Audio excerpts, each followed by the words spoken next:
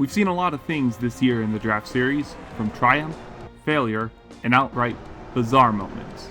Let's take a look at our selections for the top 10 draft series moments of 1997.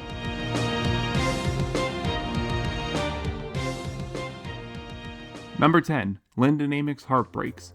Coming from the Goodies Dash series, Lyndon Amick struggled through a lot of the year, but the stats don't tell us everything. Amick had put together several strong runs, most notably running second in the closing laps at Indianapolis. However, his fuel strategy did not work, and he, alongside several others, were forced to come down pit road with 2 to go, ending the best chance Amick had to win in 1997. Number 9, rookies win 9 times. With a field of 21 rookies this year, it seemed inevitable that one of them would win, a feat not accomplished by a rookie since 1987 with Davey Allison. And in fact, several of them did win, multiple times. Ron Hornaday Jr. was the first to do it, leading a late charge in the final laps at Talladega to secure the victory for Hendrick Motorsports, something he would do 2 more times, once at Dover and once at North Carolina.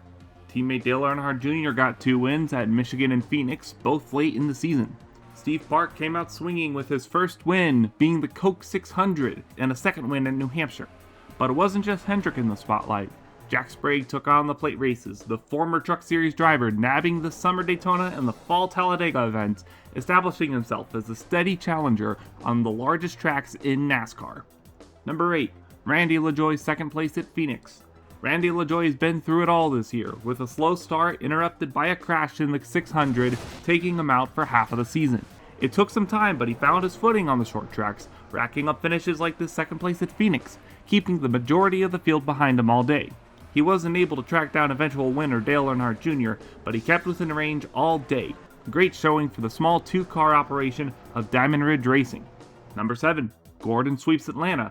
Winning both races at a track is impressive on its own, but winning on 2 different configurations? Even if Jeff Gordon didn't win the championship this year, he still had a lot to smile about. In the first Atlanta race, he led the second most laps, 45 of the 115, to get his first win of 1997.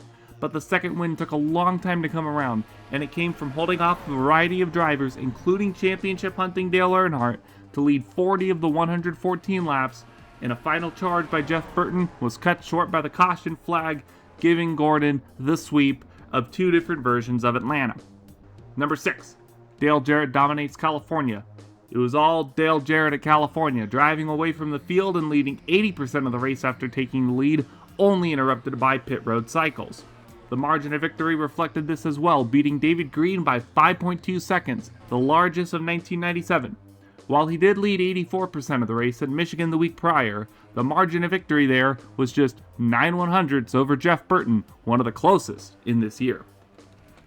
Number 5, Bobby Hamilton wins the championship.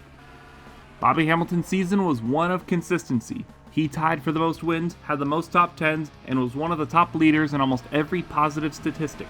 But he also had one advantage, stepping up late in the season. 4 third-place finishes in a row were the highlight of a stretch of 14 races that included 2 wins and the lowest finish of 21st.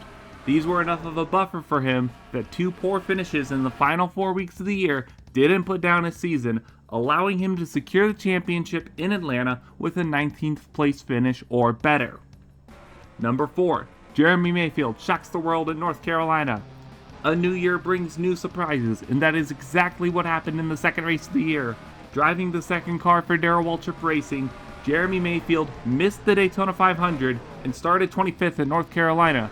But Mayfield found the setup that he needed and slowly but surely made his way to the front. He had challenges from Jeff Burton, from Dale Earnhardt, but it wouldn't stop him, leading 24 laps on his way to his only victory of 1997 and one of only 4 top 10s on the year.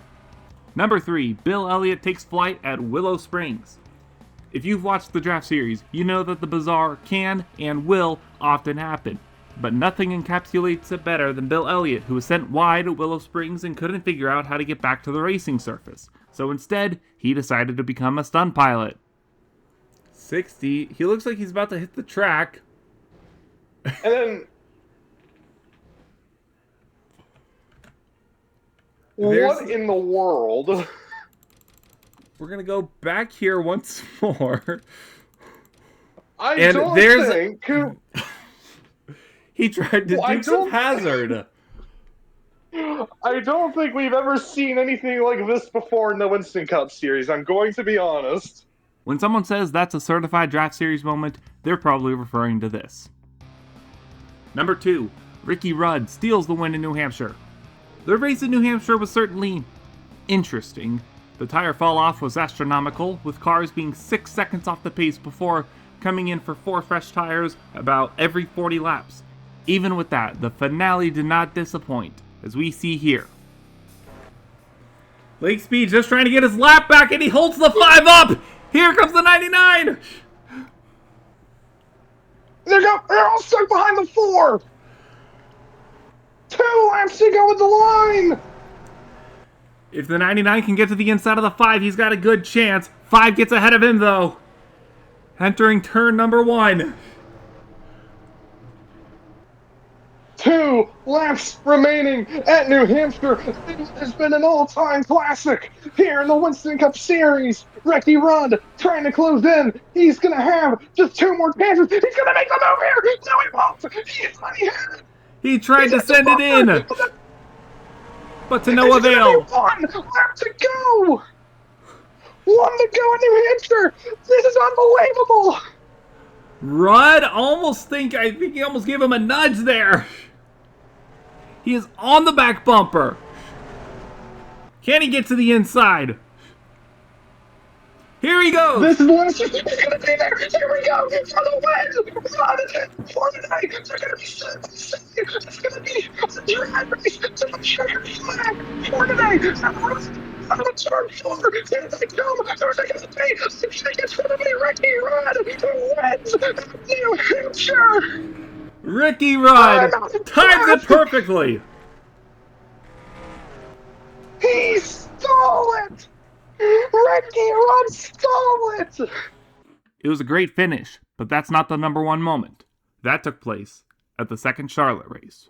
But before we get to the number 1 moment on our list, we have some moments that we wanted to forget, but they were just so stupid that it'd be a crime to not mention them once. I'm Darien Arnsdorff, the primary secondary commentator for Draft Series, and these are our 5 biggest dishonorable mentions from 1997. Number 5, Ted Musgrave has had enough of Chad Little. At the second Richmond race, on lap 125, Ted Musgrave was running an impressive second place to Jeff Burton. However, he was running roughly 4 seconds back and was stuck behind the lap car of Chad Little for multiple laps. Eventually, Musgrave had enough and just used the chrome horn to move Little out of the way, bringing out the caution. There's only been oh! There it is! He moved him! Unfortunately for Musgrave, it would end up backfiring, as he would go on to finish 4th place, 3.5 seconds behind race winner Burton. Number 4, Jeff Gordon forgets what pit strategy is at Darlington.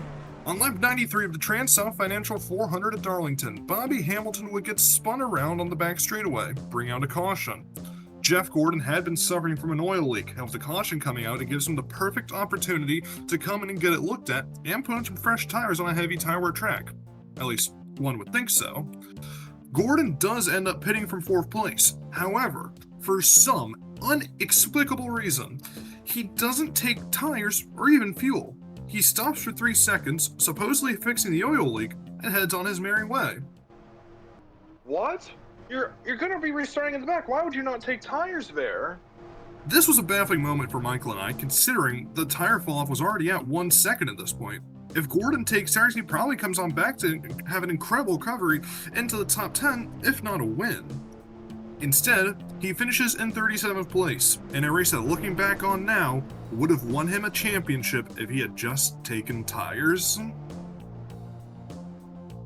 Number 3, Harry Gant blows an easy podium at New Hampshire. Remember that second New Hampshire race? Well, there was a sequence of events so silly that's a little hard to put into words. Lap 78, Harry Gant sits in 2nd place, behind the lap car of Michael Waltrip and race leader Dale Earnhardt, and decides to take a lead. In his own way. Oh no, he's gonna turn the 18 and the 43 into the wall! Caution comes out, everyone pits except for the 21 and 95, who on the restart are very, very slow, about 5 or 6 seconds off the pace. They hold up the field as Harry Gant and the leaders drive away in the stack-up field, and just 1 lap, crashes in turn 4. Oh no! in turn 1. No, that one's gonna be the caution. And then Dale Jarrett's engine expires. But hold on one moment. Let's go back to that restart. Wait! The 28 passed the 55 on the inside! That's a penalty! It took 20 minutes between us of intensive discussion, and by us I mean Michael, myself, and those present in Discord VC at the time, but we finally determined that Harry Gant had jumped the restart by the narrowest of margins, just 6/1000ths of a second, determining that he could have held off the throttle just a little bit longer. This gave Gant an end of the longest line penalty, relegating what could have been an easy podium to a measly 36. Number 2, the tires go boom at Talladega. The Die Hard 500 at Talladega started with a bang, both literally and figuratively.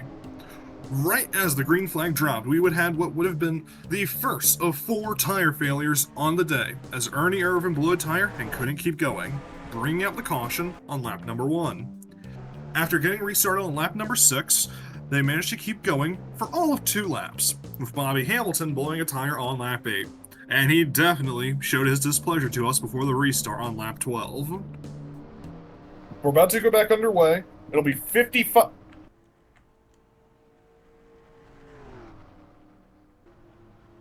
Hi, Bobby. Oh. Okay, moving on. After getting back going, the field managed to play nice with each other, but the tires, once again, stopped playing fair on lap 19. Wally Dallenbach Jr. blew a tire, this one thankfully not bring out a caution, but still, the 3rd tire failure of the race. We continued a bit longer until a mention of pit strategy caused the tires on Derek Cope's car to give up, giving us a 4th tire failure in 25 laps. And as if we hadn't had enough fun at this point, a debris caution comes on lap 40, leaving our heads scratching and completely confused on what was an insane day at Talladega. But hey, that's just what you'd expect from a track that's supposedly cursed. And number 1, pit road shenanigans. How could this not be number 1 on a list like this? With the amount of pit road shenanigans this season, and the amount of crash outs I had because of said shenanigans, there was never a doubt this was going to be number 1. Just watch and listen to some of these moments. Yeah, no, he cannot! That's it! Caution! Oh, Kyle Petty just... Oh! The 72 just dunked himself into the wall, and the 21 got sent up into another car. I think the 21 was coming out of the pits. Oh! That's a hard hit. There's the 16. He just came off the track. Oh, the 4. David Green just cleaned him out. Jeff Gordon scored as the leader. Caution is out! Caution is out! What? There it is! You're kidding me! How does this keep happening? Oh my goodness, Sterling Marlin. Dale Jr.! Junior!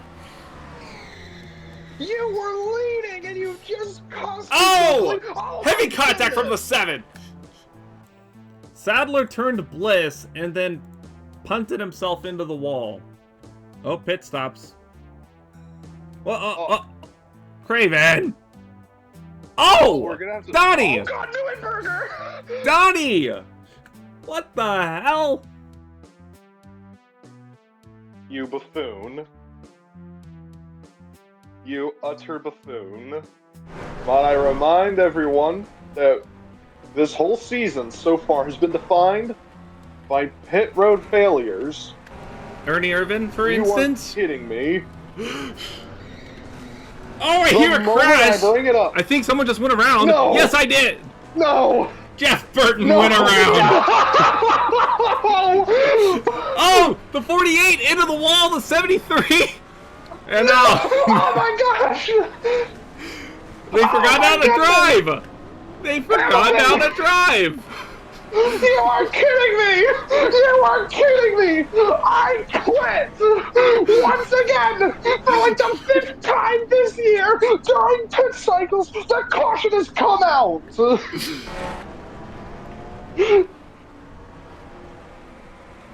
And now, back to your regularly scheduled program. Number 1, Bobby Hamilton seals the win at Charlotte. The lead had bounced around all day at Charlotte. Jack Sprague, Ernie Irvan, Ricky Rudd, and Bobby Hamilton all led their fair share of laps, but in the late running, it was Ricky Rudd leading and an absolutely flying Bobby Hamilton behind, trying to build the gap on his championship. Andretti goes a little bit wide. Rudd might have an opportunity to get around this time. Not quite. 2 to go. 3/10 now the gap. Hamilton gained a ton of ground. Hamilton closing in the final stretches. And Andretti continues to block the 99. This is good news for Bobby Hamilton. Coming up now He's to gonna the have- white flag. Gonna have one more lap to do it. He's peeking to the inside. He doesn't have enough of a run, though, to get side by side with Rudd just yet. But he's on the back bumper, goes a little bit wide. Oh, slides up, though. That might have just killed the run there, unless he gets a good run down the back We got a stretch. slower lapper. He Here does. comes the 10. Here he comes. Bobby Hamilton's gonna force it 3 wide. To the inside of the 99 he goes. What a move by Hamilton. Hamilton with the He's slight got it. advantage. Coming out of turn 4. Bobby Hamilton takes the win here at Charlotte. Wow. Unbelievable. What a finish. So there we have it, our curated selection of the best moments of 1997.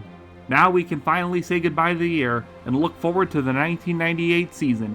Make sure to tune in and see what dramatic moments make up next year's edition of the Draft Series.